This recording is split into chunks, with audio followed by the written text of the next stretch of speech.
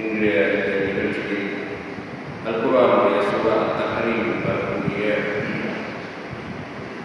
10வது வசனத்தை பற்றிய ஒரு விளக்கத்தை 10-11வது வசனங்களை பற்றிய விளக்கத்தை ஒரு பேசலாம் என்று நான் நினைக்கிறேன். அல்லாஹ் ரப்பல் ஆலமீன் இந்த குர்ஆனுடைய ஆயத்தில் நூஹ் அலைஹிஸ்ஸலாம் அவருடைய மனைவி, அடுத்து லூத் அலைஹிஸ்ஸலாம் அவருடைய மனைவிமாரை பற்றி பேசுகிறார். அதற்கு அடுத்து ஃபிரௌனுடைய மனைவியை பற்றியும், ஈசா அலைஹிஸ்ஸலாம் அவருடைய தாயார் மரியம் அலைஹிஸ்ஸலாம் அவர்களை பற்றியும் அல்லாஹ் ரப்பல் ஆலமீன் சொல்றார். இந்த 4 வசனங்களை பார்க்கிற போது 4 பெண்களை பற்றி அல்லாஹ் ரப்பல் ஆலமீன் எங்களுக்கு உதாரணமாக சொல்கிறார். இந்த 4 பெண்களையும் நீங்கள் உதாரணமாக எடுத்துக்கொள்ளுங்கள். எந்தெந்த விடயத்தில் எப்படி உதாரணமாக எடுத்துக்கொள்ள வேண்டும் என்பதை நாம் இந்த வசனத்தை பார்ப்போம். அது குறிப்பாக பெண்கள் இந்த வசனத்தை கூடுதலாக அவர்கள் புரிந்து கொள்ள வேண்டியவர்களாக இருக்கிறார்கள். இந்த பெண்கள் சம்பந்தமான ஒரு விஷயம், இந்த உலகத்தில் பெண்கள் தங்களுடைய ஈமானிய கொள்கையில் எந்த அளவு அவங்க தெளிவாக இருக்க வேண்டும், புரிந்திருக்க வேண்டும், விளங்கி இருக்க வேண்டும், அதை எப்படி செயல்படுத்த வேண்டும் என்பதை விளக்கப்படுத்துவதற்காக அல்லாஹ் ரப்பல் ஆலமீன் சொல்கிறார். எங்களை பொறுத்தவரை தெரியும், குர்ஆனில் நிறைய சம்பவங்கள் சொல்லப்பட்டது. அது பொதுவாக எல்லாருக்கும் சொல்லப்பட்டது. நிறைய செய்திகள் சொல்லப்பட்டது. அது பொதுவாக எல்லாருக்கும் சொல்லப்பட்டது. ஆனால் இந்த பெண்களை குறித்து அல்லாஹ் சொல்வதற்கு காரணம் என்ன? அந்த பெண்களுடைய வாழ்க்கையை நாம் எப்படி அது படிப்படியாக இருக்க வேண்டும் என்பதற்காக மட்டும்தான் அதுக்கு அல்லாஹ் தஆலா சொல்கிறார். இந்த வசனத்தை அல்லாஹ் தஆலா எப்படி ஆரம்பிக்கிறான்னு சொன்னால், லரபல்லாஹு மஸலன் லில்லதீன கஃபரு இம்ராஅத்த நூஹ். அல்லாஹ் தஆலா நூஹ் மனைவியை நிராகரிக்கக்கூடிய மக்களுக்கு உதாரணமாக சொல்கிறான். வம்ரஅத்த லூத், அடுத்த லூத் அலைஹிஸ்ஸலாமுடைய மனைவியை உதாரணமாக சொல்கிறான். கானதா தஹ்த அபதைனி மின் இபாதினா ஸாலிஹைன். நூஹ் அலைஹிஸ்ஸலாம் என்பவர் ஒரு இறை தூதர். உலகத்துக்கு அனுப்பப்பட்ட முதலாவது இறை தூதர் நூஹ் அலைஹிஸ்ஸலாம். எங்களுக்கு கடைசியாக அனுப்பப்பட்ட தூதர் நபி முஹம்மது ஸல்லல்லாஹு அலைஹி வஸல்லம். முதலாவதாக உலகத்துக்கு அனுப்பப்பட்ட ஒரு இறை தூதர் என்று சொன்னால் அது நூஹ் அலைஹிஸ்ஸலாம். அல்லாஹ் தஆலா நூஹ் அலைஹிஸ்ஸலாமுடைய மனைவி உதாரணம் காட்டுகிறார்.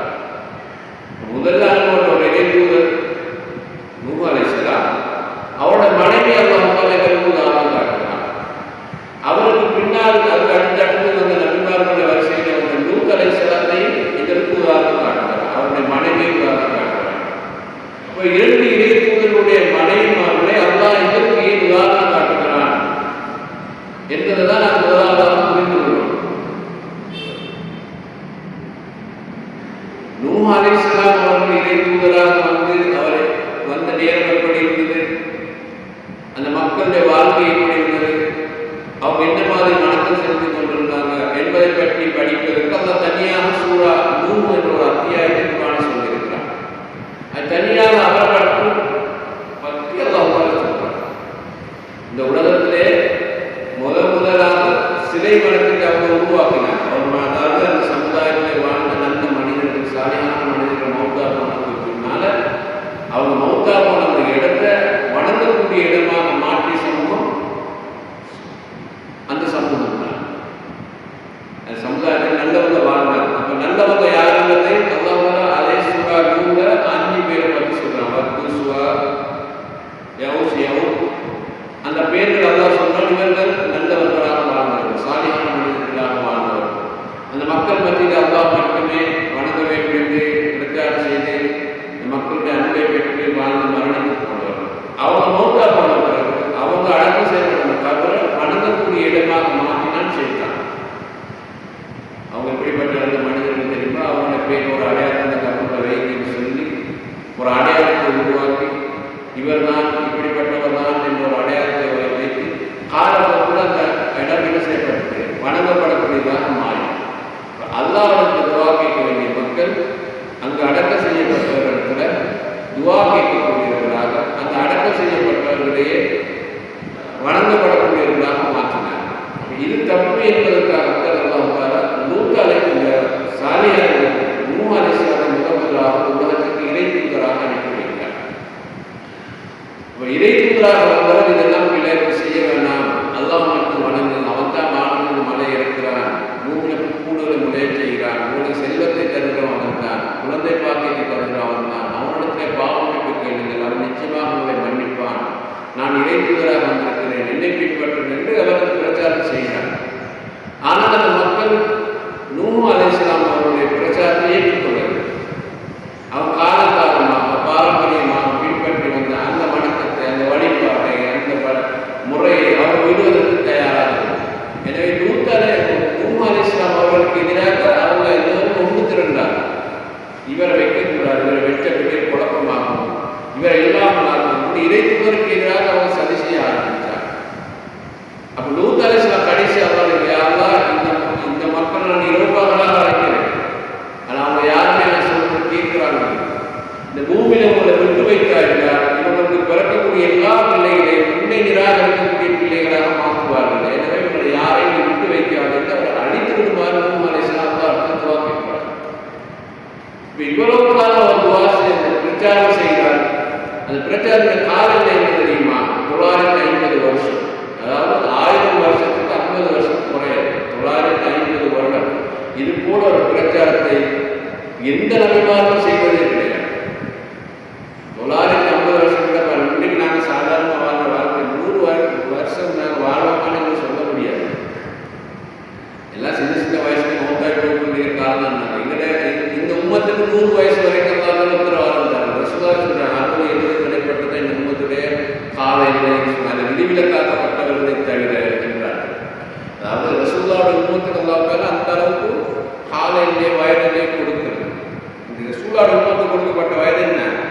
ஒரு 60-70க்குள்ள மௌத்தான காலையிலே தான் நிர்ணயித்திருக்கிறார். அதில் விதிவிலக்காக வரக்கூடியவர்களை தவிர என்று சொல்றாங்க. விதிவிலக்கு சொன்னால் சில நேரம் அவங்க 100 வயசு வரைக்கும் வாழ்வாங்க. அதை தாண்டி அவங்க 200 வயசு 300 வயசுக்கு தான் வாழ மாட்டாங்க. 100 வயசுக்கு முன்னாடி செய்யணும். இந்த ரசூலுல்லாஹ்வுடைய உம்மத்துக்கு வயசு காலையிலே இவங்களுக்கு தான் கொடுக்கப்பட்டது. ஆனால் அந்த காலத்தில் வந்து முதல் சமுதாயம் 1000 வருஷங்கள் வாழ்ந்துக்கிறாங்க. 1000 வருஷத்துக்கு அவங்க மரணமே வரும். அப்படிப்பட்ட முதல் தலைமுறை அவங்க தான். இந்த சமூகத்திலே முதல் தலைமுறை அவங்க தான். அந்த சமுதாயத்தில் போய் 950 வருஷம் அவர் நபியாக இருந்து பிரச்சாரம் செய்கிறார். ரசூல் எத்தனை வருஷம் பிரச்சாரம் செஞ்சாங்க? ரசூல் எத்தனை வருஷம் பிரச்சாரம் செஞ்சாங்க? 23 வருஷம்.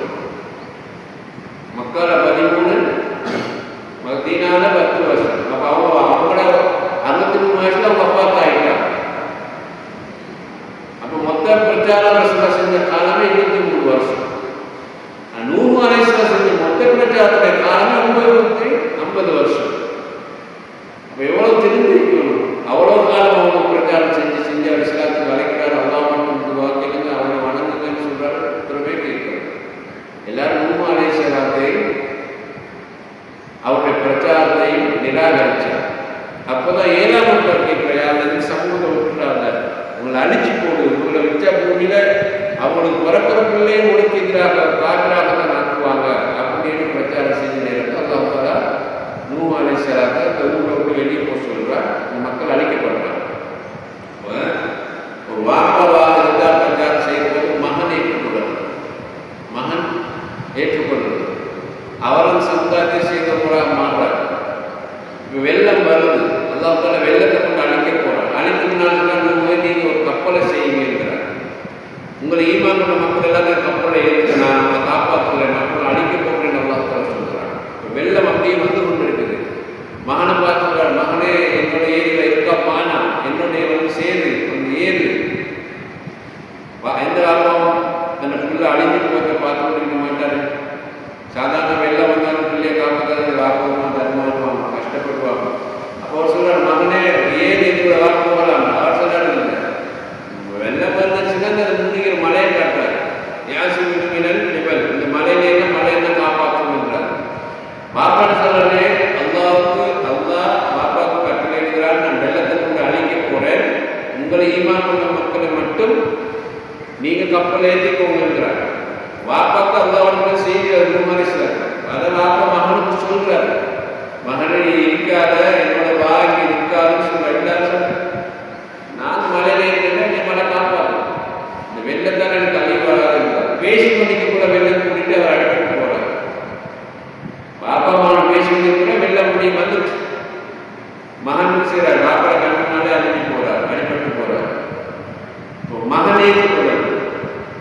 இரண்டாவது பொண்டாட்டி மனைவி, அவர் சொன்னார் அதுவும் ஏற்றுக்கொள்ள. நூஹ் அலைஹிஸ்ஸலாம் இறை தூதராகவும் ஏற்றுக்கொள்ளார். நூஹ் அலைஹிஸ்ஸலாம் சொல்ற அந்த மார்க்க கொள்கையும் ஏற்றுக்கொள்ளார். பாரம்பரியமாக நாங்கள் கொள்கை பண்ணி வரும்போது இவர் என்ன வந்து சொல்றது, நான் என்ன கேட்கிறது, அவவும் நிராகரித்து அந்த மக்களுடைய அவன் போய் சேர்ந்து அழிஞ்சிட்டு அவவும் ஏற்றுக்கொள்ளார்.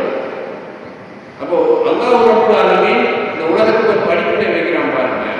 ஒரு இறை தூதருடைய குடும்பம் உங்களோட கண் முன்னாலே அழிஞ்சு போகும். அவர் இறை தூதர் என்பதற்காக வேண்டி அல்லாஹ் யாரையும் காப்பாற்ற மாட்டார். ஏண்டமாப்பா ஒரு நன்றியாயிரம் இதை காப்பாற்றுவார் சொல்ல முடிஞ்சிட்டா அவர் சொல்ல முடியும். ஆப்பட முன்னுக்கு மகன் அழிக்கப்படுறார். அதே போல இறை தூதரான நூஹ் எந்த மனைவி என்னதுக்காக அல்லாஹ் அவரை காப்பாற்றி கொடுத்தானா பரவாயில்ல, அவரை ஏற்றுக்கொள்ளாட்டி பரவாயில்ல, அவர் தூக்கிட்டு போய் தன்னுடைய கப்பல் தூக்கி போடுன்னு நல்லா சொன்னானா. இறை தூதரோட மனைவி ஏற்றுக்கொள்ளாட்டி அவருக்கு அதே தண்டனை. அவர் சொன்னேன் நான் ஏற்றுக்கொள்ள நாங்கள் கூட கொண்டாடி தானே என்ன காப்பாற்றுறது, அவருக்கு அப்படி உரிமை கொண்டாடுறா, அதுவும் அல்லாஹ் கொடுக்கிறது. அப்போ ஒவ்வொரு இறை தூதராக இருக்கிறார்களுக்காக வேண்டி அவங்களோட குடும்பம் செய்த பாவத்துக்காக அல்லாஹ் என்ன செய்யல காப்பாற்ற மன்னிப்பு கொடுக்கிறது. இதை நல்லா தெளிவாக புரிஞ்சுக்கணும். இதான் மார்க்கத்தின் அடிப்படை. சாதாரண மௌலைமார்கள் போல இல்லையே, நபிமார்கள் மௌலைமார்கள் போல இல்லையே, இந்த சமுதாயத்தை மதிக்கக்கூடிய அறிஞர்கள் போல இல்லையே, அவங்க அல்லாஹ்வால் தேர்வு செய்யப்பட்ட நபிமார்கள். அவங்களுக்கு நேரடியாக அல்லாஹ்வின் செய்தி ஜிப்ரீல் அலைஹிஸ்ஸலாம் வந்து கொடுக்குறாங்க. அல்லாஹ்வுடைய உதவி நேரடியாக கண்ணால் கண்டவங்க. அவங்க சாதாரண மக்கள் அல்ல. ஆனாலும் அவர் சொன்ன செய்தியை அந்த குடும்பம் நிராகரித்தார் என்பதற்காக வேண்டி அல்லாஹ் குடும்பத்தை அழைச்சி தண்டனை கொடுக்கிறார். இதுவும் படிப்பினையாக அல்லாஹ் நிராகரிக்கக்கூடிய மக்களுக்கு அல்லாஹ் சொல்கிறார்.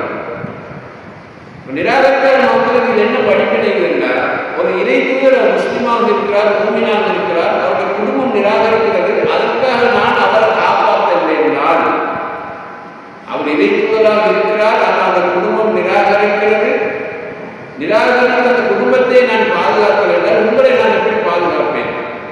இறை தூதருக்கு நான் உத்தரவாதம் கொடுக்கலையே. சரி, நீங்க நம்பி ஆயிரத்தி போனீங்க, அவங்க நிராகரிச்ச மக்களை போறாங்க, அதற்காக நம்மளை மன்னிக்கிறேன், அவங்களுக்கே மன்னிப்பு கொடுக்கல. அப்ப இஸ்லாத்தை நிராகரிக்கக்கூடிய, இறை தூதை நிராகரிக்கக்கூடிய, நபிமார்களை வன்முறை நிராகரிக்கக்கூடிய மக்களை நான் காப்பாற்ற மாட்டேன். அந்த நிராகரிக்கக்கூடியவர் எவ்வளவு பெரிய ஒரு அந்தஸ்தில் இருந்தாலும் சரி, அவருக்கு அல்லாஹ் செய்யாது, எந்த நன்மையும் கிடைக்காது. சாதாரணமாக ஒரு ஜனாதிபதி இருந்தால் அவனோட குடும்பத்தில் எல்லாருக்கும் இந்த நாட்டு மதிப்பு கிடைக்குமா கிடைக்காது. ஒரு ஜனாதிபதி வாப்ப ஜனாதிபதி பிள்ளை எவ்வளோ பெருமை செய்யணும், வாப்பா தான் ஜனாதிபதி. அப்போ அவர் ரோட்டில் போனால் அவருக்கு முதலிடம், எங்கேயாவது போனாலும் அவருக்கு தான் முதலிடம், அவரோட ஃபங்க்ஷனுக்கு வந்தால் அவர் தான் கவனிக்கிறதுல மக்களுக்கு அதுதான் முதலிடம். அப்படிதானே? என்னென்னு கேட்டால் ஜனாதிபதிக்கு மகன் வந்திருக்கிறார், அதுதானே சொல்லுவாங்க எல்லாரும். இந்த நாட்டில் எங்கே போனாலும் அவருக்கு ஜனாதிபதியில மகனுடைய அந்தஸ்து கிடைக்கும், மரியாதை கிடைக்கும். அதனால கொண்டாடி முதலாவது பெண் இந்த நாட்டில் முதலாவது ஜனாதிபதி கூட மதிக்கப்படுறா வயதில் தான் மதிப்பாங்க, கொண்டாடி தான் மதிப்பாங்க. ஃபர்ஸ்ட் லேடின்னு சொல்லுவாங்க. நாட்டினுடைய முதலாவது பெண் என்றால் அவ தான். முதலாவது யாரு? ஜனாதிபதி. இரண்டாவது குடிமகன் ஃபர்ஸ்ட் யார் பார்க்கணும்? கொண்டாடி மாநிலம். அப்போ அவங்க எவ்வளோ மரியாதை நாட்டில் கிடைக்கும். எங்கே போனாலும் மரியாதை, போலீஸில் போனாலும் எந்த துறைக்கு போனாலும் ஜனாதிபதி வைஃப் பண்ணிக்கிறாங்க. அவங்க வாப்பா ஜனாதிபதி, மாப்பிள்ளை ஜனாதிபதி என்ற அந்தஸ்தை பயன்படுத்தி, அந்த பதவியை பயன்படுத்தி அவ்வளவு இந்த நாட்டில் அவங்களுக்கு அவ்வளவு மரியாதை கிடைக்கும். அதுக்காக ஒரு இறை தூதருடைய மதிப்பு காப்பாற்றி அது உள்ளே காப்பாற்ற முடியாது. அவரை வைக்க வராத காப்பாற்ற முடியாது. இந்த படிப்பினை தான் நிராகரிக்கிற மக்களே. உங்களுக்கு ஒரு உதாரணம் சொல்கிறேன், கேளுங்கள். நூஹ் அலைஹிஸ்ஸலாம் மனைவி, நூஹ் அலைஹிஸ்ஸலாம் பிள்ளை நிலவரத்தை உதாரணம் நீங்க கவனத்துக்கு எடுத்துட்டு அப்படின்னு சொல்றாங்க. நீங்க பாருங்க, இப்ராஹிம் அலைஹிஸ்ஸலாம் எவ்வளவு பெரிய ஒரு நபி, நபிமார்கள் உடல் அசிமன்னு சொல்லக்கூடிய முதலாவது ஒரு இறை தூதர். அல்லாஹ் தஆலா குர்ஆனிலே சொல்கிற போது இத்தபியு மில்லத இப்ராஹிம், இப்ராஹிம் மார்க்கத்தை நபியை நீங்கள் பின்பற்றுங்கள் என்று அல்லாஹ் தஆலா சொல்கிறார். அவர் யூதர்களும் மதிப்பார்கள், கிறிஸ்தவர்களும் மதிப்பார்கள், முஸ்லீம்களும் மதிப்பார்கள். ஏன்னா அவங்க பரம்பரையிலிருந்து அந்த மூன்று சமுதாயம் பிரிஞ்சு வரும். இப்ராஹிமுடைய பரம்பரையிலிருந்து யூத சமுதாயம் பிரியுது. இப்ராஹிமுடைய பரம்பரையில் தான் கிறிஸ்தவ சமுதாயம் கிடையாது, இப்ராஹிமுடைய பரம்பரையில் தான் முஸ்லீம் சமுதாயம் வருது. அவன் பிள்ளையிட பிள்ளைகள் அப்படியே வந்ததுக்காக அதை வந்துச்சு தவிர அவங்க யூதர்கள் கிறிஸ்தவன் பேரில் வரணும். பின்னால் வந்தவங்க யூதர்கள் இருந்தாங்க, பின்னால் வந்தவங்க கிறிஸ்தவர்கள் இருந்தாங்க. சரியா? ஆனால் அவர் யாருமே கிறிஸ்தவ யூதர் அவரை பிரிக்கல. அவனோட பிள்ளையிட பரம்பரையில தான் ஒரு 3 சமுதாயம் வந்துச்சு. ஆனால் அவரோட பாப்பா முஸ்லீமா இருந்தாரா? பாப்பா முஸ்லீமா இருந்தாரா? முஸ்லீமா இருக்கல. அவர் தான் செஞ்சு விற்கக்கூடியவர், மார்க்கெட் பண்றது அவர் தான். அவர் இஸ்லாத்தை ஏற்றுக்கொள்ளணும், அவர் தன்னுடைய மகனுடைய கொள்கையை ஏற்றுக்கொள்ளணும். நிராகரிக்கிறார். நீங்க இது போல கல்லடிச்சு கொள்வோர் என்ற மகனை விரட்டுறார் வீடு. இப்ராஹிம் நபி அல்லாஹ் அவ்வளவு புகழ்ந்து பேசுற அந்த நபிக்கு தன்னுடைய பாப்பாவை நரகத்திற்கு காப்பாற்றி சோதனை கொடுக்க முடியுமான்னா அவருக்கு அல்லாஹ் உத்தரவாதம் கொடுத்தது. சரி, ஒரு நபி உலக மக்களால் ஏற்றுக்கொள்ளப்படக்கூடிய ஒரு நபி, அதனால அந்த பாப்பா நிராகரிச்சிட்டாரு. பரவாயில்ல, அவர் சொர்க்கம் போயிடும் என்று அல்லாஹ் சொன்னான். அங்கேயாவது அவர் நபியா இருக்கிறார், ஆனால் பாப்பா இஸ்லாத்தை ஏற்றுக்கொள்ளவில்லை.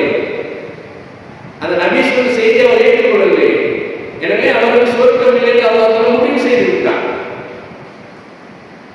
அதற்கு அவர் புரிந்து கொள்ள என்றால் பாரம்பரியமாக நாங்கள் வாழ்வதல்ல முக்கியம். பாரம்பரியம் என்று சொல்லுகிற போது அது இணைத்துவ சொந்த வாழ்க்கையில அடிப்படையில நம்பிக்கையில வருவதுதான் முக்கியம். இதுதான் பாரம்பரியம் என்று, இதுதான் பாரம்பரிய இஸ்லாம் என்று. நான் பரம்பரையான முஸ்லீம் குடும்பத்தில் பிறந்தேன், முஸ்லீம் குடும்பத்தில் வாழ்ந்தேன், முஸ்லீம் சூழலில் வாழ்ந்தேன், முஸ்லீம் மக்களோட பழகின என்பதற்கு அல்லாஹ் எனக்கு சொர்க்கத்தை தருவானா? அப்படி என்று அல்லாஹ் தீர்மானிக்கிறது. நீங்க அப்படி பிறந்து வந்ததே அல்லாஹ் உங்களுக்கு செய்த மிகப்பெரிய ஒரு அருள், மிகப்பெரிய ஒரு பாக்கியம். அப்ப நீங்க அதை எப்படி பயன்படுத்தணும்? நான் பிறந்து வந்த சூழல்ல இறைத்துள்ள நபி முஹம்மது ஸல்லல்லாஹு அலைஹி வஸல்லம் எப்படி சஹாபாக்கள் மார்க்கத்தை சொல்லிக் கொடுத்து அவங்க எப்படி பின்பற்றினாங்களோ அதைத்தான் பரவ பண்றதுதான் பாரம்பரிய இஸ்லாம். அதனாலதான் சஹாபாக்கள் சொர்க்கவாதிகள் இருக்கும். அப்ப சொர்க்கவாதிகளாக இருந்த சஹாபாக்கள் இருந்து அந்த மார்க்கத்தின் அடிப்படைகளை, கொள்கையை, ஈமான நம்ம புரிந்து கொள்வதுதான் பாரம்பரியமாக வரணும். இடையில வந்து புகுத்தினவர்கள் சொல்வது மார்க்க பாரம்பரியமாக. இப்ப இதைத்தான நூஹ் அலைஹிஸ்ஸலாம் சமுதாயம் செஞ்சாங்க. நூஹ் அலைஹிஸ்ஸலாம் சமுதாயம் ஆதம் அலைஹிஸ்ஸலாத்துடைய பரம்பரையில் வந்த பிள்ளைகள் தான், சமூகம் தானே. ஆதம் அலைஹிஸ்ஸலாத்துக்கும் நூஹ் அலைஹிஸ்ஸலாத்துக்கு இடையில இந்த நபிமாரும் வரணும். அப்போ நேரடியாக அவங்க யாரு? ஆதம் அலைஹிஸ்ஸலாத்துடைய பாரம்பரிய பிள்ளைகளோடு வந்தவர். பிள்ளையா வந்து கொண்டு இருக்க போல அவங்க சத்திய இஸ்லாத்தை தான் இருந்தாங்க. ஆனா இடையில ஷைத்தான் என்ன செய்தாங்க? மௌத்தா போனவனுடைய பேர்ல, அவன் மௌத்தா போய் அடக்கம் செய்யப்பட்டவனுடைய பேர்ல அந்த அதாவது அடக்கம் செய்யப்பட்ட இடத்தை வணங்கப்படக்கூடிய இடமாக மாற்றினது யாரு? எந்த நபி சரித்திரங்கள் சொல்லி கொடுத்தாரா அவங்க அடக்கம் செய்யப்பட்ட இடத்தை வணங்கக்கூடிய இடமாக மாற்றுவது? இல்லையே. அப்ப அந்த மௌத்தா போனவர் யாரு? சாமானிய மனுஷர்களா? இல்லையே. அந்த சமுதாயத்தை நல்ல மார்க்கத்தோடு வாழ்ந்து மரணித்தவங்க தானே. மார்க்கத்தோடு வாழ்ந்து மரணித்தவர்களுடைய அடக்கம் செய்யப்பட்ட இடத்தை வணங்கக்கூடிய இடமாக மாற்றி கொடுத்தது யாரு? யாராவது இடையில ஒரு நபி வந்து சொல்லிட்டு போனாரா? இல்லையே. அவ இடையில ஷைத்தான் வந்து குழப்பினான். அப்ப ஆதம் அலைஹிஸ்ஸலாத்துடைய பாரம்பரியமாக வந்த அந்த மார்க்கம் இடையிலே ஷைத்தான் என்ன செய்யப்பட்டது? அந்த மக்கள் மத்தியில் குழப்பி அடிக்கப்பட்டது. அப்ப இதே அவங்க கொஞ்ச காலம் அப்படியே பிடிச்சு கொண்டிருக்கிற நேரம் தான் அல்லாஹ் தஆலா நூஹ் அலைஹிஸ்ஸலாத்தை அனுப்பி அதை பிள்ளைன்னு நிரூபிக்கிறாங்க.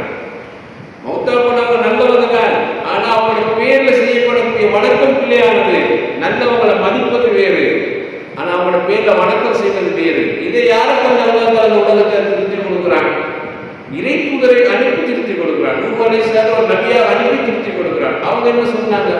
பாரம்பரியமாக வந்தது நாங்கள் விட மாட்டோம் என்றாங்க. பாரம்பரியத்தை தீர்மானித்தது யாரு? மக்களா அல்லாஹ்வா? யார் தீர்மானித்தது?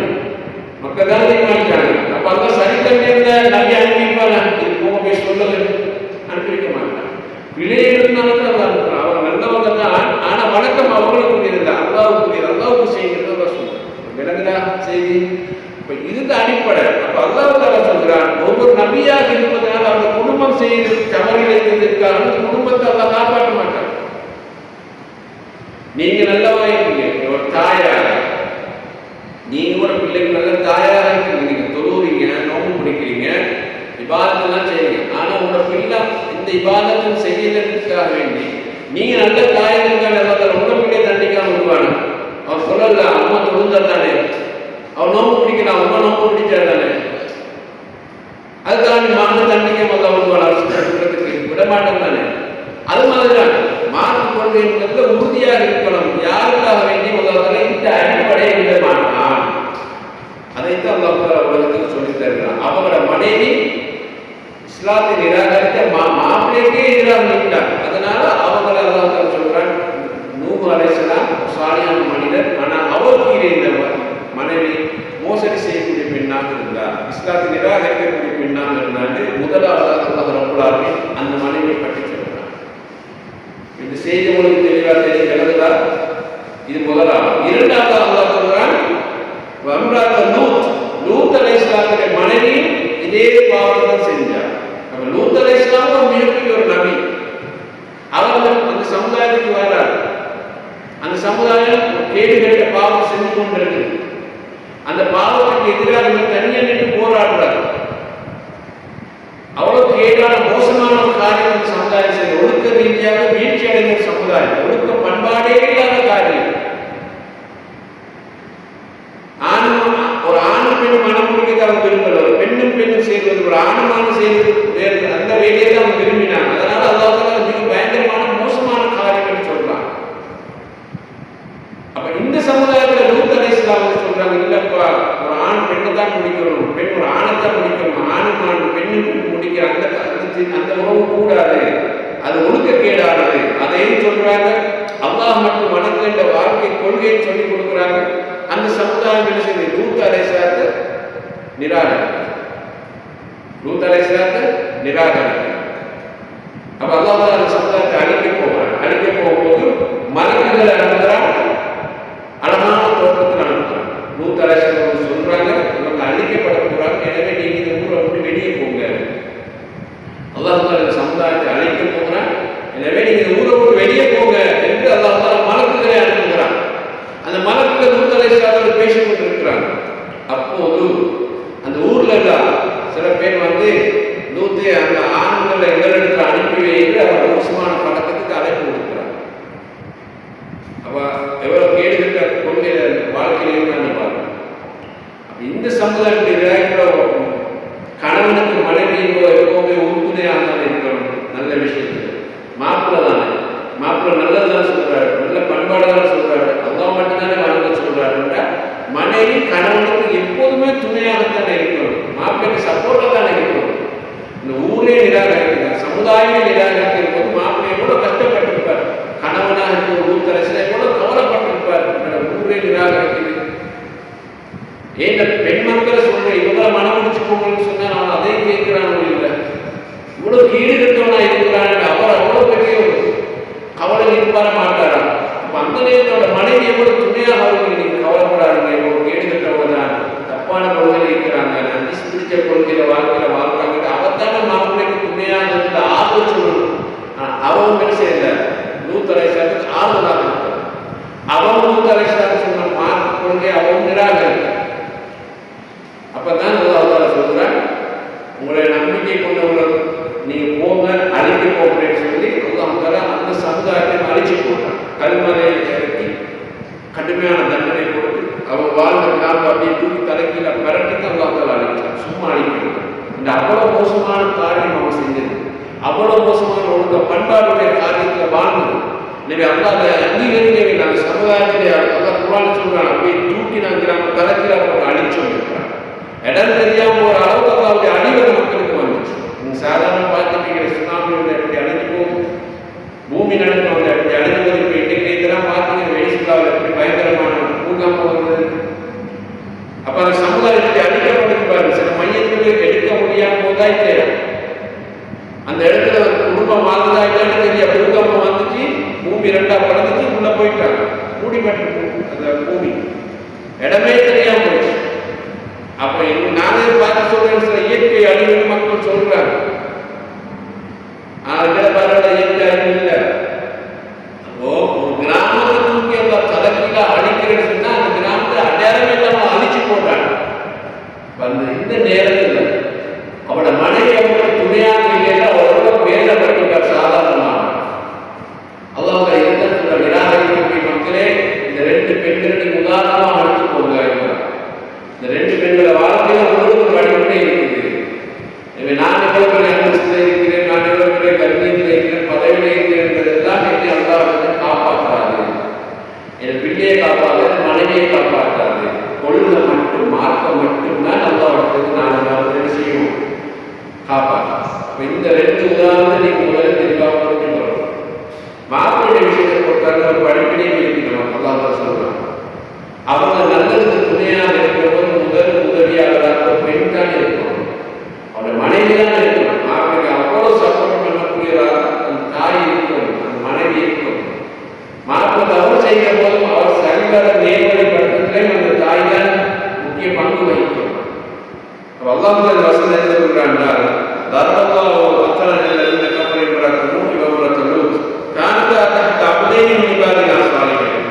அவங்க ரெண்டு பெண்களும் எங்களுடைய சாலியான அடியார்கள், அந்த நபிமார்களுக்கு கீழே அவரோட மனைமார்களாக இருந்தார்கள். ஆனா அந்த பொருள் அவங்க ஏற்றுக்கொள்ள மோசடி செஞ்சாங்க, பல விரும்புமையான செய்யலாம். எனவே அவங்களை அல்லாஹ்விடமிருந்து காப்பாற்ற முடியும், அவங்களால தங்களை காப்பாற்றிக் கொள்ளவும் முடியல. வக்கீலுக்கு சொன்னால் அல்லாஹ் சொல்றான், நூறுடைய மனைவி நீங்க நரகத்துக்கு போங்க, லூத்துடைய மனைவி நீங்க நரகத்துக்கு போங்க, நாங்கள் அவங்க நரகத்துக்கு அனுப்பினோம் என்ற செய்தியை அல்லாஹ் சொல்றாங்க. இன்னொன்று இருக்கு, நீங்க பாருங்க, ஸல்லல்லாஹு அலைஹி வஸல்லம் மக்கள் இஸ்லாத்தை போதிக்கிற அந்த ஆரம்ப காலத்துல அந்த மலை குன்றில் ஏறி நின்று குறைஷி கோத்திரத்தார்களே, பனு அப்துல் முத்தலிப்பார்களே என்று அவங்களோட குலத்தை எல்லாத்தையும் பேசுறாங்க. எல்லாரும் அந்த காலத்தை பொறுத்தவரை இன்னைக்கு எங்களோட சமூக ஸ்டைல் அப்படி இல்லை. அந்த குடும்ப பாரம்பரியம் பாதுகாக்கப்பட்டது அந்த கடமைகள் இருந்தது. ஒவ்வொரு பேரை சொல்லி அந்த குடும்பத்தை அழைக்கிறாங்க, தன்னுடைய மகளையும் அழைக்கிறாங்க, பாத்திமா அப்படின்னு அழைக்கிறாங்க. எல்லாரும் சொன்ன ஒரே ஒரு செய்தி, நீங்கள் உங்களை அல்லாஹ்விடமிருந்து பாதுகாத்துக் கொண்டு என்னால் எதையும் உங்களுக்கு செய்ய முடியாது என்று சொல்லுவார். மகளை விருப்பமானதெல்லாம் என்னிடத்துல கேள். அப்ப பாத்திமா நாயகி கல்யாணம் முடிச்சில்லாது, அந்த மகளை விரும்பியதெல்லாம் என்னிடத்துல கேள், ஆனால் என்னால் உன்னை அல்லாஹ்விடத்திலிருந்து காப்பாற்ற முடியாது. என் வாப்பா நம்பியதுக்காக என்னால் உன்னை காப்பாற்ற முடியாது. உன்னை காப்பாற்றுவதாக இருந்தால் நீ உன்னை நரகத்திலிருந்து பாதுகாத்துக் கொள்ளக்கூடிய நான் சொல்லக்கூடிய இந்த மார்க்க கொள்கையை தான் நீ பின்பற்ற வேண்டும் என்பதை ரசூலுல்லாஹ் மக்களை கூப்பிட்டு சொல்றாங்க. ஒரு இடத்துல எல்லாரையும் அழைத்து சொல்றாங்க, அப்துல் முத்தலிபுடைய குடும்பத்தாரை அழைத்து சொல்றாங்க, தன்னுடைய குடும்பத்தாரை அழைத்து சொல்றாங்க, தன்னுடைய மகளை அழைத்து சொல்றாங்க, நீங்களே உங்களை நரகத்திலிருந்து பாதுகாத்துக்கணும், என்னால் உங்களுக்கு ஒன்றும் செய்து தர முடியாது என்று ரசூலுல்லாஹ் உத்தரவாதம் தர முடியாதுன்னு சொல்றாங்க. அதனால் நான் ஒரு முஸ்லிமான பிள்ளை நரகத்திலிருந்து பாதுகாத்துனால் நான் அவனுக்கு வழிகாட்டணும், அவனை அந்த கொள்கையில கொண்டு போறோம். நான் இருந்துட்டு என் பிள்ளை காப்பாற்றணும் என்ற நினைப்பும் வரக்கூடாது என்று ரசூலுல்லாஹ் சொன்னாங்க. அப்ப எல்லா நபிமாரோட போதனை இதுவாக இருந்திருக்கிறதுனால முதல்ல புரிந்து கொள்ளும். எத்தனை மணிக்கு நான் நிப்பாட்டுறேன்?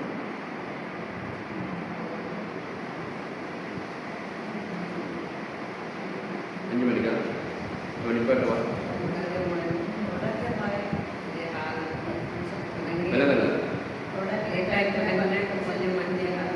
அஞ்சு காலம் நிப்பாட்டுவா? நீங்க சொல்லதான் நிப்பாட்டு, எனக்கு டைம் தெரியாது. அடுத்த அல்லாஹ் சொல்றாங்க, இப்ப ரெண்டு பெண்கள் நிராகரித்த பெண்கள், இது நினைவேற்றுக் கொள்ளுமே. சூரா தஹரீம் 66வது அத்தியாயத்தில் அல்லாஹ் தஆலா 10வது வசனத்துல ரெண்டு இறை நிராகரிப்பாளர் பெண்களை பற்றி சொல்றாங்க. ரெண்டு பெண்கள் நபிமாருடைய மனைவிமார்கள். 11வது வசனத்துல மறுபடியும் இன்னொரு உதாரணம் சொல்றாங்க பாருங்க. வதரபல்லாஹு மஸலல் லல்லதீன ஆமனு, ஈமான் கொண்ட மக்களுக்கு அல்லாஹ் தஆலா ஒரு உதாரணம் சொல்றான். அவங்க யாரு? இம்ராஅத்து ஃபிரௌன். அவதான் முதலாவதாக சொல்றான். ஈமான் கொண்ட மக்களுக்கு உதாரணம் ஃபிரௌனுடைய மனைவி என்று அல்லாஹ் தஆலா சொல்றான். ஃபிரௌனை பற்றி எல்லாருக்கும் தெரியும். அவன் தன்னை கடவுள் என்று சொல்லிக் கொண்டவன், நான் தான் ரப்பு என்று சொல்லிக் கொண்டவன்.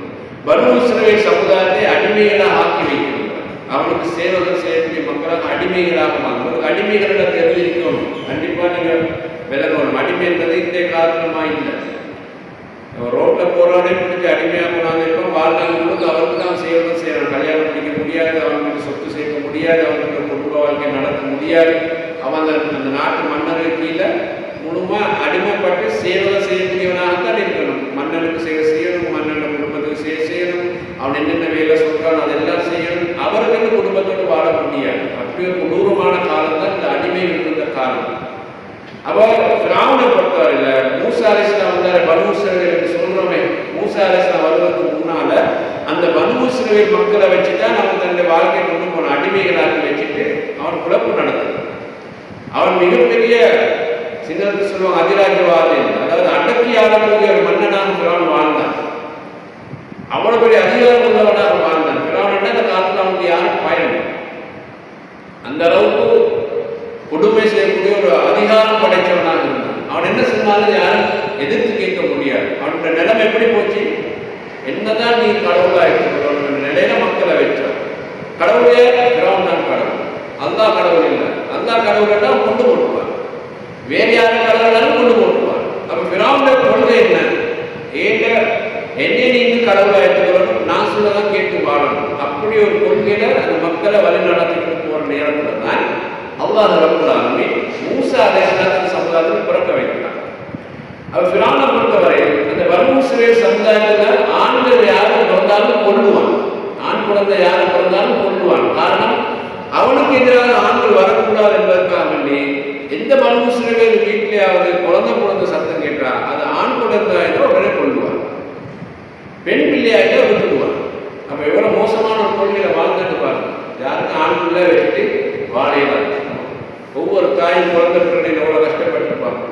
இவ்வளவு ஆசிரியர் இந்த இன்றைக்குமே ஸ்கேன் பண்ணி எடுத்து பார்க்குற காலம் இல்லை. அந்த காலம் ஃபுல்லாக பிறந்தான விலங்கு ஆனா பெண்ணான்னு அப்ப பிறந்தா தூக்கி வைத்துருவாங்க. ஆண் பிள்ளையெல்லாம் கொண்டு வந்துருவாங்க, கொள்ளுவாங்க. அல்லாஹ் சொல்கிறாங்க, ஆண் பிள்ளைகளை கொள்ளை செய்து பெண் பிள்ளைகள் உயிர் வாழ வைத்து வந்தான் ஷைத்தான் அல்லாஹ் சொல்றாங்க. அவ்வளவு கொடுமையாக இருந்த நேரத்தில் தான் அல்லாஹ் மூசா அலைஹிஸ்ஸலாத்தை பிறக்க வைக்கிறாங்க. பனு இஸ்ரவேலிலிருந்து அவர் பிறக்கிறார். அப்ப அந்த தாய் குழந்தை பெற்றெடுத்த பிறகு பார்க்கிறாங்க ஆண்கள் வச்சுட்டு இருந்தா பிராணுக்கு தெரிஞ்ச என்ன செய்வாங்க, கொள்ளுவான். அல்லாஹ் தாய்க்கு உணர்வை உண்டு பண்ணுறான். நீங்க ஒரு பெட்டி ஒரு பேனை ஒன்று செஞ்சு அதை அந்த ஆற்றுல அனுப்பிடுங்க. எந்த தாயாரும் பெற்ற பிள்ளை அப்படி அனுப்புவோம்? முதல்ல பிள்ளையை பெற்ற தாய் பால் ஊற்றி வளர்த்து பிள்ளை தன்னோட அணைச்சி வச்சுதான் தாய் விரும்புவார். ஆனால் நிலம் என்ன பயங்கரமான நிலம். அப்போ அல்லாஹ் மூசா அலைஹிஸ்ஸலாம் தாய்க்கு உதவி கொடுக்குறான். நீங்க பிள்ளை ஒரு பேடலை வச்சு நீங்க அனுப்புங்க. அல்லாஹ் உத்தரவாதம் சொல்றான், இந்த பிள்ளை திருப்பி கொண்டு தரது ஏத கடவுள், நான் அதை உங்களுக்கு தருவேன், நீங்க இப்ப அனுப்புங்க. அல்லாஹ் சொல்றேன் அந்த உணர்வு பண்ணுறான். அப்ப அவங்க என்ன செஞ்சாங்க, ஒரு ஆத்துல மிதந்து போற அளவுக்கு ஒரு பேடை ஒன்று பெட்டி ஒன்று செஞ்சு பிள்ளையை அனுப்புகிறாங்க.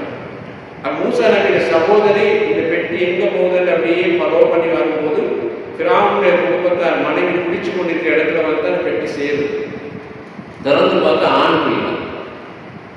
என்ன செய்யணும், கொல்லும்.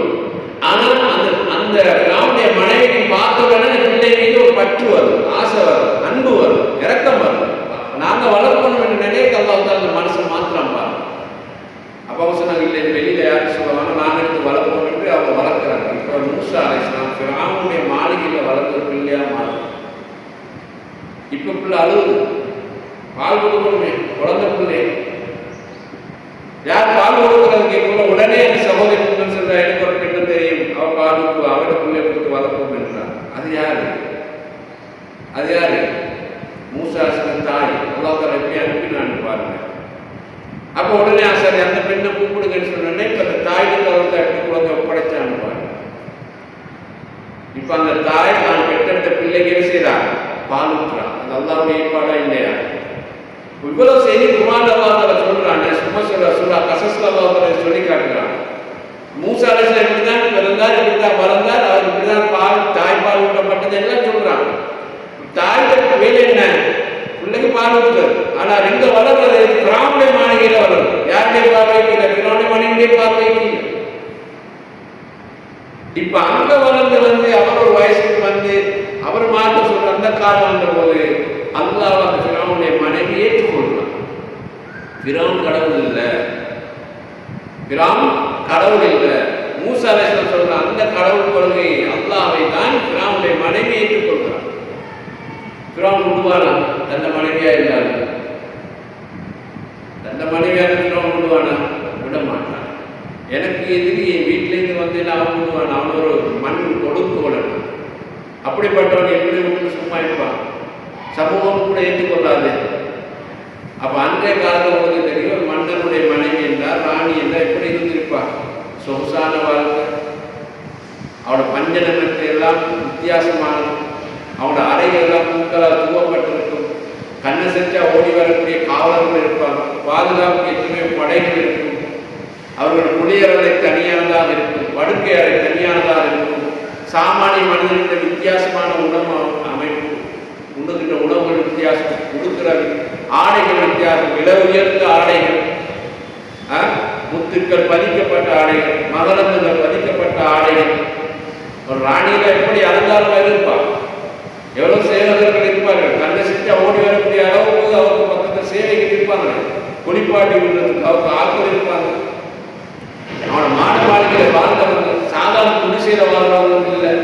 அவனோட வாகனம் பரிவாரம் அது ஒரு வித்தியாசமானது. இவ்வளவு சொகுசா ஒரு மனைவி அன்றைக்கு ஒரு அந்த அந்த பெண் அனுபவித்துக் கொண்டிருக்கும் போது அவருக்கு தெரியுமா தெரியாத, நான் இஸ்லாமான முஸ்லிமான பெண் என்ன கணவன் என்ன உருவானா இல்லை சித்திரா செய்வானா என்ன காப்பாற்றணும் அவருக்கு தெரியுமா தெரியாத. இப்ப அவ அல்லாஹ் நான் அப்பா ஏற்றுக்கொண்டேன்னு சொன்னால் ஃபிரௌனை நிச்சயமா சித்திரவதைக்கு ஆளாகுவார். என்ன அவ கண்முன்னால பார்க்கிறாய். மூசா அலைஹிஸ்ஸலாம் வந்து மார்க்கம் சொல்றாங்க, அவரை மார்க்கத்தை ஏற்றுக்கொண்டாலும் ஃபிரௌன் கொடுமைப்படுத்துறாங்க, கண்முன்னால பார்க்கிறாங்க.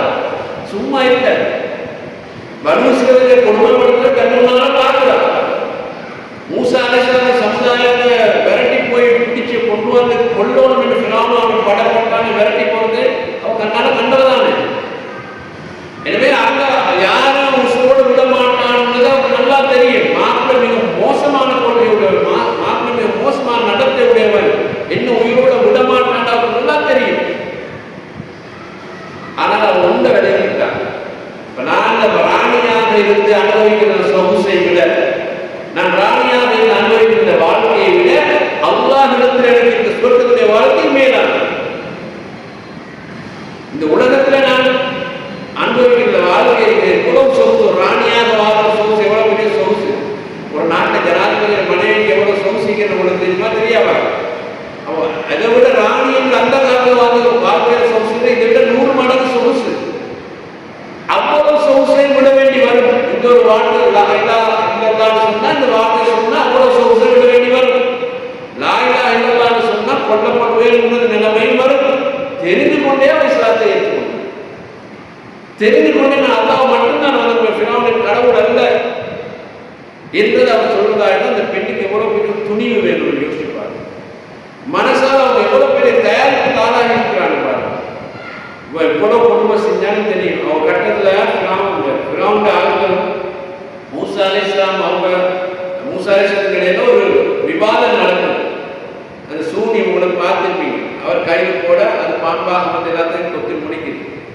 அப்போ உடனே ஃபிரௌனுடைய பக்கத்தில் போன சூனியக்காரர்கள் அப்படியே உடனே மூசா சொல்ற கடவுளை நாங்கள் ரப்பாக ஏற்றுக்கொள்வோம் என்றாங்க. ஃபிரௌன் சொன்னான், என்னட்ட கேட்காம நீங்க எப்படி அவரோட ரப்பை நீங்க ஏற்றுக்கொண்டீங்க? நான் உங்களை மார்கை வெட்டுவேன் என்றார். மார்கை என்றால் வலது கையை வெட்டினா இடது கால வெட்டுவேன். உங்களை போய் சிலுவையில் அறைவேன். சிலுவையில் அறைதான் தொங்க போட்டுக்கொண்டு 24 மணி நேரம் அந்த கம்பத்துல நிற்கும். காக்கா வந்து கொத்தும், கழுகு வந்து கொத்தும், யாரும் பேச முடியாது. உசோட வந்து அந்த கம்பத்துல சிலுவையில போய் அரைஞ்சு வைப்பாங்க, தொங்கி கொண்டிருப்பார். அவர் சொன்ன, நான் அதை செய்வேன், நீ என்னிட்ட கேட்காம நீ மூசாவுடைய ரப்பை ஏற்றுக்கொண்டாய் அவன் சொல்கிறான். அப்ப இவ்வளவு கொடுமை செய்வார்கள் அந்த பெண்ணுக்கு நல்லா தெரியும். தெரிஞ்சாலும் நாங்க வாழ்க்கைக்கு பின்னால ஒரு மௌத் ஒன்று இருக்கு. நாங்க வாழ்க்கைக்கு பின்னால ஒரு மௌத் ஒன்று இருக்கு. மௌத்துக்கு பிறகு அல்லாஹ்வுடைய விசாரணை இருக்கு. விசாரணைக்கு பின்னால் சொர்க்க நரகம் ஒன்று இருக்குது. எனவே மூசா அவர் அலைஹிஸ்ஸலாம் அவர் சொல்ற அந்த பொருள்தான் சரி. எனவே நான் அல்லாஹ்வை ரப்பாக ஏற்றுக்கொள்கிறேன் சொல்லும் போது அவர் கடுமையான சித்திரவதைக்கு ஆளாக இருப்பாங்களே மாட்டாங்க.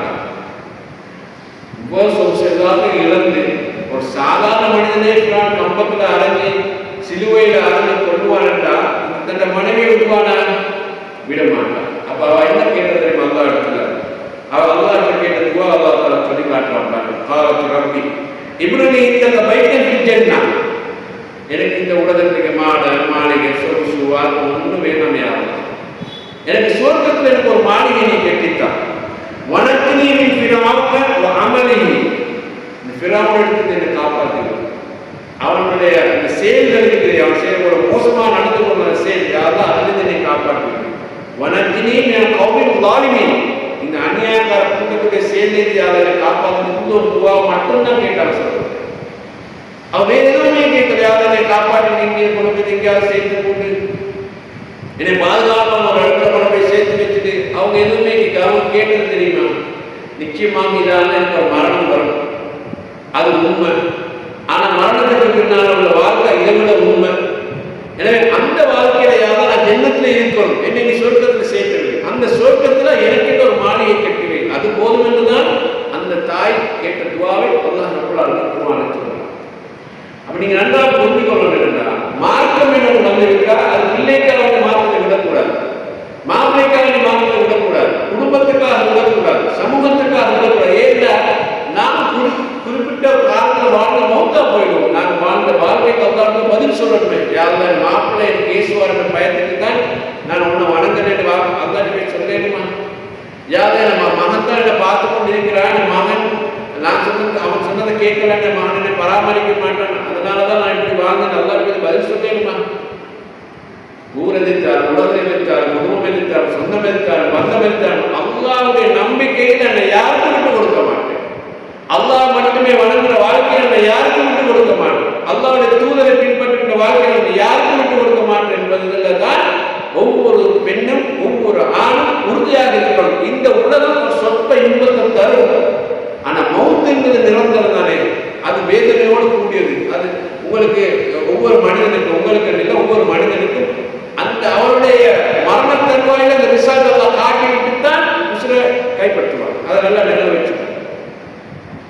எந்த ஒரு மனுஷனும் இந்த உலகத்தில் மரணிக்கிற போது அவன் சொர்க்கவாதியா நரகவாதியா காட்டிட்டு தான் அல்லாஹ் உசுரை கைப்பற்றுவாங்க.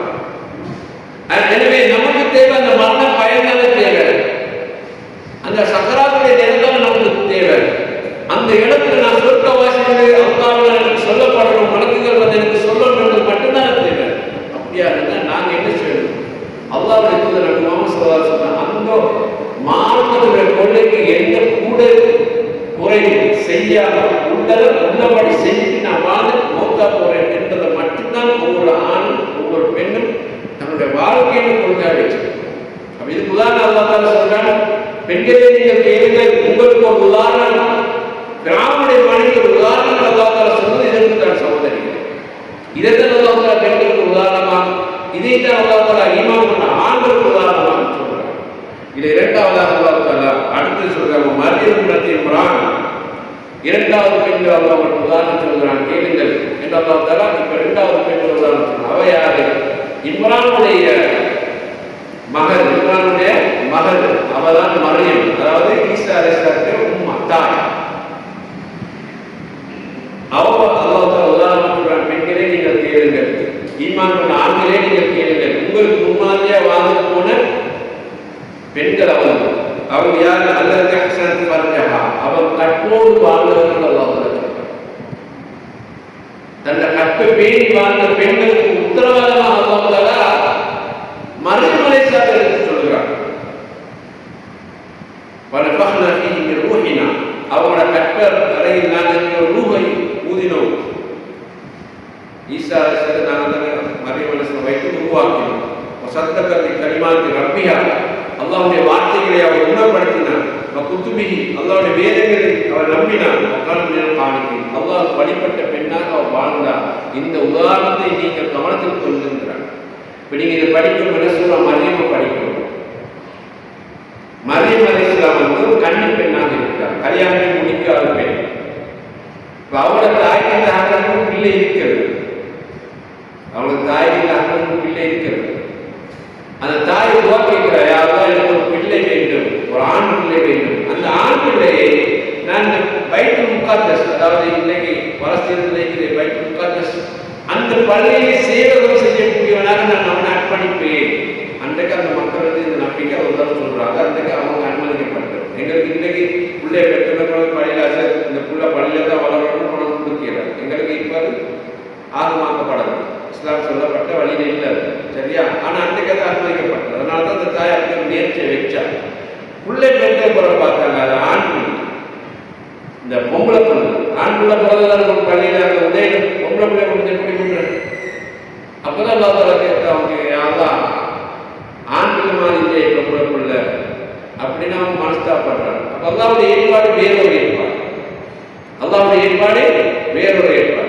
மரியம் அலைஹிஸ்ஸலாத்தை யார் வளர்க்கிறது என்று பொறுப்பது போது ஜக்கரியா அலைஹிஸ்ஸலாத்தை அல்லாஹ் பொறுப்பாக்குறார். அவர் அன்றைக்கு வாழ்ந்து முடியக்கூடிய நபி ஜக்கரியா நபி மரியம் அலைஹிஸ்ஸலாத்தின் குடும்பத்தை சார்ந்தவர். அவருடைய கண் பார்வை கீழே மரியம் அலைஹிஸ்ஸலாம் அவங்க வளர்ந்து வர்றாங்க. அப்போ அவங்க அந்த பருவவாயை அடையும் போதுதான் அல்லாஹ் தாலா என்ன செய்யறாங்க, ஜிப்ரீல் அலைஹிஸ்ஸலாத்தை அனுப்புகிறார். ஜிப்ரீல் அலைஹிஸ்ஸலாம் சரியா மனுஷனுடைய தோற்றத்தில் அப்படியே மரியம் அலைஹிஸ்ஸலாத்துக்கு முன்னால் வந்து நிற்கிறாங்க. அவங்க ஒரு கிழக்கு பக்கமாக ஒதுங்கி இருந்தது. அப்போ அவங்க கன்னி பெண், வயசுக்கு வந்த பெண். அவங்க உடனே பயப்படுறாங்க. அவங்க சொல்றாங்க, நான் உன்னை விட்டு ரஹ்மானாயி அல்லாஹ்விடத்தை பாதுகாவல் தேடுகிறேன் என்று சொன்னாங்க. ஏன் சொன்னாங்க? நீ ஒரு ஆண், நான் ஒரு பெண், ரெண்டு பேரும் தனிமையை நான் சந்திக்க கூடாது, நான் அல்லாஹ்விடத்தை உன்னை விட்டு பாதுகாவல் தேடுகிறேன். அப்போ ஒரு பெண் ஒரு ஆண் தனிமையை சந்திக்க கூடாது, அவர் கற்புக்கு அது பாதுகாப்பாக இருக்காது என்று அல்லாஹ் தஆலா மரியம் அலைஹிஸ்ஸலாம் வரலாறு மூலமாக எங்களுக்கு பெண்களுக்கு ஒரு பாடமாக சொல்றாங்க. ஆண் சந்திச்சால் பெண் சந்திச்சால் மூன்றாவது என்ன செய்வான், அந்த இடத்துல ஷைத்தான் இருப்பான். இப்போ வயசுக்கு வந்து ஒரு ஆண் பெண் சந்திக்கும் போது நாளைக்கு என்ன ஆகும், எங்கேயோ கூட பேசுகிற விஷயங்கள் முடிஞ்சிடும். அப்போ இது நமக்கு ஹராமாக்கப்பட்டிருக்கு. ஒரு ஆண் பெண் தனிமையை சந்திக்க கூடாது. இந்த பாடல்கள் யாரையும் சொல்லி காட்டுகிறான், மரியம் அலைஹிஸ்ஸலாம் வாழ்க்கையில சொல்லிக்காரு. அப்போ அவர் சொல்றாரு, இல்லை நான் அல்லாஹ்வால் அனுப்பப்பட்ட தூதர், உனக்கு ஒரு குழந்தை கிடைக்கும் நற்செய்தி சொல்வதற்காக நான் வந்தேன் என்று அவர் சொல்றாரு.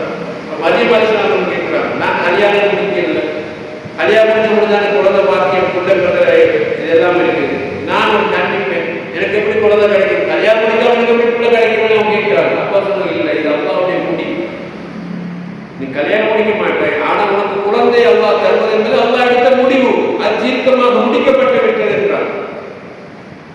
அப்ப அவங்களோட கருவறையில் ஊதப்படுகிறது. ஈசா அலைஹிஸ்ஸலாம் கருத்தறை குழந்தையாக உருவாக்குறாங்க. மரியம் அலைஹிஸ்ஸலாம் ஜிப்ரீல் அலைஹிஸ்ஸலாம் அவங்க சொன்ன செய்தி அப்படி முழுமையாக ஏற்றுக்கொண்டார், கட்டுப்பட்டார். தனக்கு அல்லாஹ்வின் மூலமாக இதோ குழந்தை பிறக்கும் நற்செய்தி ஜிப்ரீல் அலைஹிஸ்ஸலாம் சொல்றாங்க, கொள்கையில உறுதியாக நம்புறார். குழந்தை பெற்றெடுத்து லேசான காரியம் தாய்மார்கள் யோசிப்பார்கள். ஒரு பெண் கல்யாணம் முடிக்காம ஒரு குழந்தையை பெற்றெடுக்கிறதுக்கு லேசான காரியம். சமூகம் சும்மா உருவாங்க, குடும்பம் சும்மா உருவாங்க, சுற்றி இருக்கிறவங்க சும்மா உருவாகிறாங்க. இப்போ மரியம் அலைஹிஸ்ஸலாத்துக்கு அந்த குழந்தை பெறக்கூடிய காலம் வரும்போது அவங்க ஒரு கிழக்கு பக்கமாக போய் குழந்தையை பெற்றெடுத்து சமூகத்துக்கு வர்றாங்க. இப்போ எல்லாரும் ரவுண்ட் பண்ணி நிற்கிறாங்க, சுற்றி நிற்கிறாங்க. மரியமே எந்த வேலை செஞ்சுட்டு வந்தாரு, உன்னை வாப்பா நல்லது, அவர் கெட்டவரும் இல்லை, உன்னை உமா நல்லது, அவர் கெட்ட பொம்பளையும் இல்லை, ஆனால் நீ மட்டும் எப்படி கல்யாணம் முடிக்க, நீ எப்படி குழந்தை பெற்றெடுத்து கொண்டு வந்தாய், இன்னும் நடத்துள்ள பெண் நீ அப்படியே சமூகம் தாறுமாறாக பேசு, தாறுமாறா கேள்வி கேட்குது. அவர் ஒன்றும் சொல்லல. ஏண்டா அல்லாஹ்வுடைய ஏற்பாடு முன்னாடி இருக்கும் என்னன்றது அவங்க சொல்லப்பட்டிருக்காங்க. அந்த டீட்டெயில்ஸ்க்குள்ள போகல, சுருக்கமாக சொல்றேன். அப்போ அவங்க என்ன சொன்னாங்க தெரியுமா, பஷாரத்திலே தனக்கு மடியில குழந்தை இருக்குது, குழந்தைய காட்டி கையை காட்டி சொல்றாங்க, இது பதில் சொல்லணும் உங்களுக்கு. அதே மாதிரி வாயால் பேசுறது, மடியில வச்சிருக்கக்கூடிய குழந்தைய காட்டி சொல்றாங்க, அந்த குழந்தை உங்களுக்கு பதில் சொல்லணும். அவங்க கேட்கிறாங்க, கல்லிமன் காண்பி சபியா, தொற்று குழந்தையா இருக்கக்கூடிய மடியில் இருக்கக்கூடிய இந்த குழந்தைக்குள்ள எப்படி எங்களுக்கு பதில் சொல்லு. நான் கேள்வி கேட்கிறேன், உனக்கு எப்படி குழந்தை பிறந்த அதை சொல்லு, இதுக்கு யார் காரணம் மதத்துன்னு கேட்க, நீ பிள்ளைய காரணம் சொல்லணும், புள்ள பதில் சொல்ல வேண்டும், அதை எப்படி பேசும் அப்படின்னு கேட்கும்போது தான் குழந்தை அல்லாஹ் பேச சொல்றார். முதலாவது பேசுறது இன்னி அப்துல்லாஹ், அந்த குழந்தை அல்லாஹ் பேச வைக்கிறான். தாய் மடியில் தொற்று குழந்தையாக இருக்கிற ஈசா அலைஹிஸ்ஸலாம் பேச வைக்கிறார். அவர் சொன்ன முதலாவது வசனம் வார்த்தை, நான் அல்லாஹ்வுடைய அடிமை என்பதுதான். அப்ப தொடர்ந்து அல்லாஹ் ஈசா அலைஹிஸ்ஸலாம் பேசும் செய்தியை சொல்கிறார். ஆனா அந்த சமுதாயம் பார்த்து கொண்டு இருக்குது, குழந்தை எப்படி பேசும், அல்லாஹ் தஆலா பேச வச்சான். குழந்தை பேச வைத்ததன் மூலமாகத்தான் மரியம் அலைஹிஸ்ஸலாத்துக்கு கிடைத்த குழந்தை அல்லாஹ்வுடைய ஏற்பாட்டினால் கிடைத்த குழந்தையை தவிர அவங்க தப்பான உறவின் மூலமாக பெற்ற பிள்ளை அல்ல. இது அவங்க தவறான வழிமுறைக்கு போன பொம்பளை பெண்ணும் அல்ல. அவங்க சரியான பெண், கற்புள்ள பெண், அல்லாஹ்வுடைய ஏற்பாட்டினால் இந்த குழந்தை உருவாடுது. அதை நீங்க எப்படி நம்புவீங்கன்னு கேட்டா, அந்த குழந்தையால பேச வச்சாலே, அந்த குழந்தை பேசி காட்டுச்சு, உங்களோட பேசிச்சு, அதுதான் அல்லாஹ்வுடைய அத்தாட்சி. எனவே இந்த குழந்தை பேசுவது எப்படி உண்மையோ அது போல அந்த மரியம் அலைஹிஸ்ஸலாம் அந்த கற்பனை உண்மையானது. இந்த குழந்தை எப்படி தூய்மையோ அது போல அந்த மரியம் அலைஹிஸ்ஸலாமுடைய வாழ்க்கை தூய்மையானது. அதுல நீங்க சந்தேகப்படாதீங்க என்பது அல்லாஹ் நிரூபித்தது. அல்லாஹ்வுடைய ஏற்பாடு. இதுல என்ன படிப்பில் என்ன தெரியும் அல்லாஹ் சொல்றாங்க, அந்த மரியம் அலைஹிஸ்ஸலாம் சமூகத்துல இவ்வளவு பிரச்சனை வரும்னு தெரியுமா தெரியாத ஒரு பெண்ணுக்கு. நாம ஒரு குழந்தைய கௌதம சுமந்து பெற்றெடுத்து குணப்பெய்து எனக்கு இப்படி தார புள்ள அல்லாஹ் தந்த புள்ளைன்னு சொல்வதாக இருந்தா அவங்களுக்கு தெரியுமா தெரியாததுக்கு பின்னால பல பிரச்சனை வரும் தெரியுமா தெரியாதா? தெரியும் தானே. ஆனா அவங்க அதுக்கு ரெடி ஆகிறாங்களா இல்லையா? அதான் முக்கியம். இவ்வளவு பிரச்சனை வரும், என் குடும்பத்தை பத்தி தப்பா பேசுவாங்க, என் அம்மா பத்தி தப்பா பேசுவாங்க, அப்பா பத்தி தப்பா பேசுவாங்க, எல்லாரும் கேள்வி கேட்பாங்க, என்ன சீரழிப்பாங்க தெரியும். ஆனா அவனுடைய ஏற்பாடு என்ன தெரியுமா? இது அல்லாஹ் தன் ஜிப்ரீல் அலைஹிஸ்ஸலாத்தின் மூலமாக அனுப்பி அவனை சொல்லி எனக்கு உறுதிப்படுத்தினானே, அந்த கொள்கையில் அவங்க உறுதியாக இருந்ததுதான் எனக்கு அடிப்படை தான். இல்லைன்னா அவனுக்கு உறுதி வந்திருக்காரு. அதனால்தான் ஜிப்ரீல் அலைஹிஸ்ஸலாத்தை நேரடியாக மனுஷனுடைய தோட்டத்தில் அனுப்பினாங்க. மனிதனுடைய உருவத்தில் ஜிப்ரீல் அலைஹிஸ்ஸலாம் மரியம் அலைஹிஸ்ஸலாம் நேரடியாக வந்து பேசினாங்க. குர்ஆன் அல்லாஹ் சொல்லுறாங்க. எனவே மரியம் அலைஹிஸ்ஸலாத்தை அதில் அவங்க உறுதிப்படுத்தினாங்க. அவங்க மக்களை எதிர்த்தாலும் சரி, சமூகம் எதிர்த்தாலும் சரி, நான் இந்த கொள்கை அல்லாஹ்வை நம்பின கொள்கை, அல்லாஹ் எனக்கு ஏற்பாடு செய்த ஏற்பாடு நான் உறுதியாக இருக்கேன், நமக்கு உறுதியாக இருந்தால் பாருங்க, அந்த உறுதியை தான் ஒவ்வொரு ஆணும் ஒவ்வொரு பெண்ணும் பெற்றுக்கொள்ள வேண்டும் என்ற செய்தி அல்லாஹ் தான் நமக்கு சொல்றார். விலங்குகளை ஏன் அல்லாஹ் தான் வசனங்களை சொல்றாங்க, ஏன் பெண்கள் உறுதியாக சொல்றாங்க தெரியுமா? அல்லாஹ் மீது உங்களுக்கு சரியான நம்பிக்கை இருந்தால், அல்லாஹ்வை நம்பிக்கை கொள்கிற கொள்கையில் உங்களுக்கு சரியான நம்பிக்கை இருந்தால் நீங்கள் அதை யாருக்காக விட்டுக் கொடுக்காதீர்கள். சமூகம் உங்களை பகைக்கும் என்பதற்காக பயப்படாதீங்க, குடும்பம் உங்களை ஒதுக்கும் என்பதற்காக பயப்படாதீங்க. ஏன்னா நீங்க அல்லாஹ்வை முறையாக சரியாக நம்பின ஒரு பெண், நீங்கள் அல்லாஹ்வுடைய தூதரை சரியாக முறையாக ஈமான் கொண்ட பெண். அந்த வாழ்க்கை, அந்த வணக்கம், அந்த நம்பிக்கை சரியாக இருக்கிற போது உலகமே எதிர்த்தாலும் சரி, அந்த கொள்கையை நீங்கள் மன்னிக்கிற அந்த வாழ்க்கை தான் உங்களை நரகத்துக்கு காப்பாற்றும். எனவே இந்த நம்பிக்கை, இந்த அடிப்படையை நீங்கள் கையாளுவதற்காக அல்லாஹ் தஆலா இந்த மரியம் அலைஹிஸ்ஸலாம் வரலாறையும் குர்ஆன் அல்லாஹ் தஆலா சொல்லி காட்டுகிறார். எனவே இந்த வசனத்தை அல்லாஹ் தஆலா முடிக்கும் போது என்ன சொல்றார்? வகானு மினல் கானிதீன். மரியம் அலைஹிஸ்ஸலாம் அல்லாஹ்வுக்கு வழிபடக்கூடிய பெண்ணாக இருந்தார்கள் என்று அல்லாஹ் தஆலா வசனத்தை முடிக்கிறார். எனவே அன்பான தாய்மார்களே, சகோதரிகளே, குறிப்பாக அந்த வயதுக்கு வந்த பெண்களே, மரியம் அலைஹிஸ்ஸலாம் வாழ்க்கை என்பது கற்போடு சம்பந்தப்பட்ட ஒரு வாழ்க்கையாகத்தான் அல்லாஹ் தஆலா நமக்கு எடுத்து சொல்றார். எனவே எங்களுடைய வயதில் நம்முடைய ஒழுக்கம் மிக முக்கியமானது, நம்முடைய பண்பாடுகள் மிக முக்கியமானது, இந்த வயதில் நாம் படிக்கக்கூடிய மார்க்க கொள்கை மிக முக்கியமானது. இதுதான் நம்மளை நரகத்திலிருந்து பாதுகாக்க போகும். இதுதான் நம்மளை முதல் என்ன செய்வது? நம்முடைய சக்கராத்திலிருந்து பாதுகாக்க போகும். அந்த நேரத்தில் அல்லாஹ் காண்பிக்காம இருந்த உயிரை கைப்பற்ற மாட்டான். அதை கடைசி வரைக்கும் நீங்கள் ஆழமாக மனசில் வச்சுக்கோங்க. எவ்வளவு விளையாட்டு பெற்றவனாக இருந்தாலும் சரி, எப்படி வாழ்ற மனுஷனாக இருந்தாலும் சரி, அந்த சக்கராத்திலிருந்து நீ போகக்கூடிய இடம் இருக்கானப்பா, இந்த உயிரை கைப்பற்றினா, இந்த நேரத்தை கைப்பற்றா, நீ போற இடம் இருக்காங்க. அல்லாஹ் காட்டாம எந்த மனுஷனும் உயிரை கைப்பற்ற மாட்டான். எனவே நமக்கு தேவை என்ன தெரியுமா? கொள்கையில் நமக்கு உறுதியாக இருக்கிறது. அது பெண்கள் கொள்கையில் உறுதியாக இருக்கிறது ரொம்ப ரொம்ப கஷ்டம். ஆனால் கஷ்டமான உங்களுக்கு உதாரணம் பாருங்க என்றதுதான் பிராவுடைய மனைவியையும் அன்னை மரியம் அலைஹிஸ்ஸலாமுடைய வாழ்க்கையை அல்லாஹ் ரப்பல் ஆலமீன் நமக்கு உதாரணமாக சொல்கிறார். புரிந்து கொள்ளுங்கள். அல்லாஹ் ரப்பல் ஆலமீன் அடிப்படையில் வாழ மன்னிக்க நம்ம நினைக்கும் குடும்பத்தாருக்கு அருள் புரிவானாக. வாசத்தவான ஆலமீன். அஸ்ஸலாமு அலைக்கும் வரஹ்மத்துல்லாஹி வபரகாத்துஹு. ரெண்டு கேள்வி பதில் சொல்லக்கூடிய கேள்வி ரெண்டு கேட்கிறார். நீ முதலாவது கேள்வி அவர் எடுத்துக்கொள்வது, நூஹ் அலைஹிஸ்ஸலாம் எத்தனை வருடம் தவா பிரச்சாரம் செய்தார்? நூஹ் அலைஹிஸ்ஸலாம் எத்தனை வருடங்கள் தவா பிரச்சாரம் செய்தார்?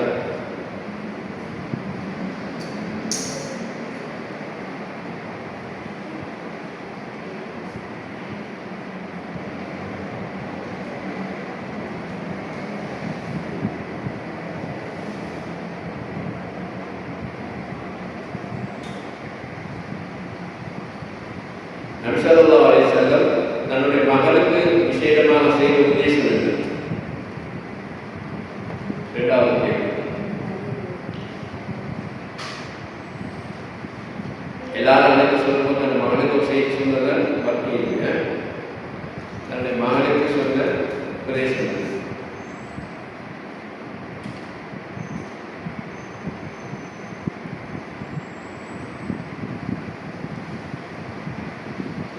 Terjadi ketika kita tidak kalau saya di rumah